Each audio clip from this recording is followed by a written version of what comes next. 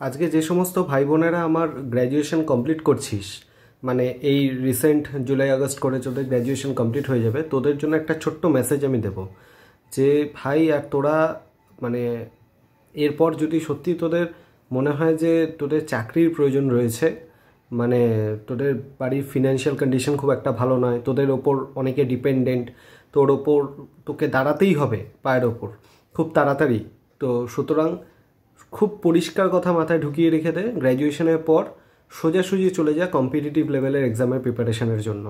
মানে শুনতে মনে হবে স্যার ওখানেও তো কম্পিটিশান, হ্যাঁ কম্পিটিশান অবশ্যই, কিন্তু ওখানে তুই অনেকটাই তোর হাতে আছে। মানে তুই যদি মন প্রাণ ঢেলে পড়াশোনা করিস তবুও অনেকটা কিছু সুযোগ রয়েছে, কিন্তু তুই যদি হায়ার স্টাডিজ অ্যাকাডেমিক্সের দিকে যাস, তুই মন প্রাণ ঢেলে পড়াশোনা করার পরেও অনেক কিছুই তোর হাতে নেই, তুই করতে পারবি না।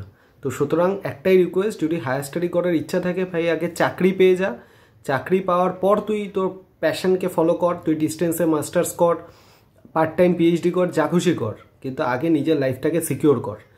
কারণ ম্যাক্সিমাম 20 থেকে 21 বছর বয়সের মধ্যে ম্যাক্সিমাম যারা গ্র্যাজুয়েট হয়ে যায় ম্যাক্সিমাম।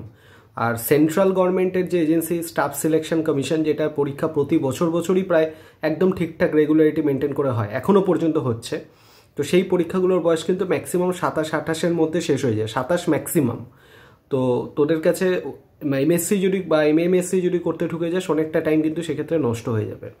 তো আমি একটাই সাজেশন তোদের দেবো, যদি জীবনে মনে হয় যে ফিনান্সিয়াল কন্ডিশন খুব একটা ভালো নয়, আমি জীবনে কিছু একটা করতে চাই, আমার ওপরে আমার বাবা মা অনেকেই ডিপেন্ডেন্ট, আমাকে কিছু করতে হবে, মাস্টার ডিগ্রি আগে ভুলে যা, আগে একদম ভালো করে 2 বছর পড়াশোনা করে একদম জিজান লাগিয়ে পড়াশোনা করে একটা চাকরি জুটিয়ে নে, তারপর তোর প্যাশনকে তুই ফলো কর, কিন্তু নিজের পায়ের তলা মাটিটাকে আগে শক্ত কর।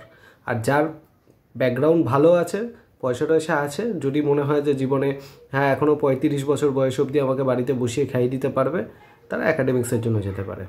ঠিক আছে, সেক্ষেত্রে আমার কিছু বলার নেই। একটা ছোট্ট সাজেশন, কারণ গ্র্যাজুয়েশনের পর থেকেই তো অনেক দিকে আটকে যায়, কী করব না করব, তো আমার এইটুকুন আমার তরফ থেকে সাজেশন, তোরা যদি চাস এটাকে মেনটেন করতে পারিস। কিন্তু হ্যাঁ এটাই কথা, ওখানেও কম্পিটিশান রয়েছে, নেই তা নয়, প্রচুর কম্পিটিশান, কিন্তু ওখানে পুরোটা তোর ওপর অনেকটাই নির্ভর, কারণ পড়াশোনাটাই শুধুমাত্র তোর কাজ, আর কিন্তু কোনো কাজ নেই। আর অ্যাকাডেমিক্সে পড়াশোনার বাইরেও অনেক কিছু কাজ, তো সুতরাং সেটা সবার পক্ষে সবসময় করা হয়ে ওঠে না। তো এইটুকুনি আমার বলার, বাকি অল দ্য বেস্ট তোদের ফিউচারের জন্য। বাই।